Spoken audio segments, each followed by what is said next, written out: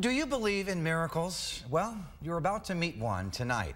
In a News Channel 3 exclusive, we finally hear from Issy Stapleton herself. This young, severely autistic girl from tiny Elberta, Michigan, has been thrust into the national spotlight and through no fault of her own. We followed her case from the beginning when her family, desperate for help, finally got Issy admitted into residential treatment at the Great Lakes Center for Autism Treatment and Research in Portage. However, at the end of that treatment, just when things were looking up, everything changed and Issy was very nearly killed. Prosecutors say at the hands of her own mother. Tonight, we hear Issy's story and we talk with her father for the first time, who wants one thing in the world: for Issy to be safe. She fought to come home twice. That's the miracle that we live with every day. It's amazing. It's incredible. She is doing amazing. Every day, it's more and more of herself. Where the Betsy River flows into the big blue waters of Lake Michigan, in a big blue Victorian house, lives a little girl named Issy. Are you glad to be home? Yeah. She is at once a carefree 14-year-old who loves to cuddle her cats and cheerlead to YouTube videos.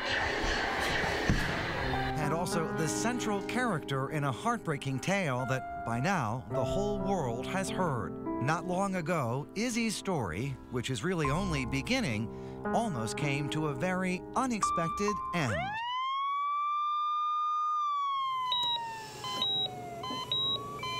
On Tuesday, September 3rd, Issy and her mother, Kelly, were found unconscious in the family van, 2 charcoal grills burning in the back seat. They were both rushed to the hospital for carbon monoxide poisoning. Issy in critical condition. Issy wasn't there. Her soul wasn't there, the essence of her, and you could feel it in the room. In a coma for several days, by Friday, the prognosis was grim. If Issy lived, she would have severe brain damage. But then, by some miracle, everything changed. Issy began breathing on her own. Then she simply opened her eyes and started talking. She said, "Tube out." And then Matt came immediately to her bedside and she said, "You know, Daddy, tube out." So it was like she was gone and then she was just back. We prayed every day and thank God that she came out, pulled through her coma, and now she's doing fantastic. Alicia, Brian, Davis. Within 2 weeks, Issy was home again. The brain damage caused by carbon monoxide affecting her balance and motor skills, but improving every day. And it's a wonder she's come so far, so fast.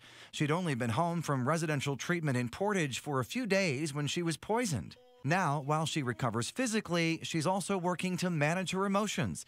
She and her caregivers live by the behavior plan she learned in treatment. When we first met Issy, she was prone to violent outbursts.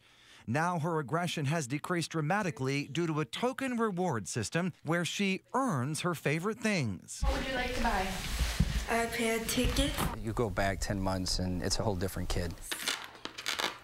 She's really doing a nice job following our program. We still have a tight schedule and we're trying to keep incorporated all the things that she was doing while she was at the center. None of us know what she's really thinking. We know what she likes and dislikes and we love her personality, but they were able to find a system that really worked for her, that made sense to her, and now she can be in better control of what she's feeling. And this second homecoming for Issy in the space of just a few weeks was very much like the first, as the residents of this small lakeshore town rallied around her once again. The community support has been just overwhelming.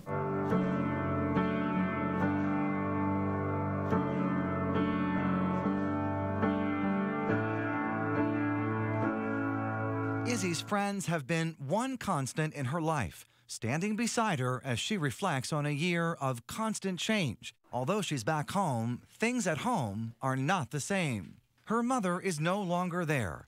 Kelly Stapleton was arrested in the hospital and is now in the Benzie County Jail awaiting trial on a charge of attempted murder. The case has made international headlines. But while the eyes of the world are focused on Kelly and what will no doubt be a landmark trial in the autism community, Issy's family is focused on Issy and sharing her incredible story of survival. That light was almost gone. You know, it was almost snuffed out. And for a while, it really seemed like it was. And so the miracle is that she's back. And we're so glad she is. Issy's treatment will continue, and the donations made by the Stapleton's family and friends will ensure that. Her family is hopeful that she can return to school in the near future. Her father is principal of the local high school. As for Issy's mother, she is still awaiting a mental competency exam, and her friends are raising money for her legal defense. To see Issy's story again and for more information about the case and the impending trial, visit our website, WWMT.com.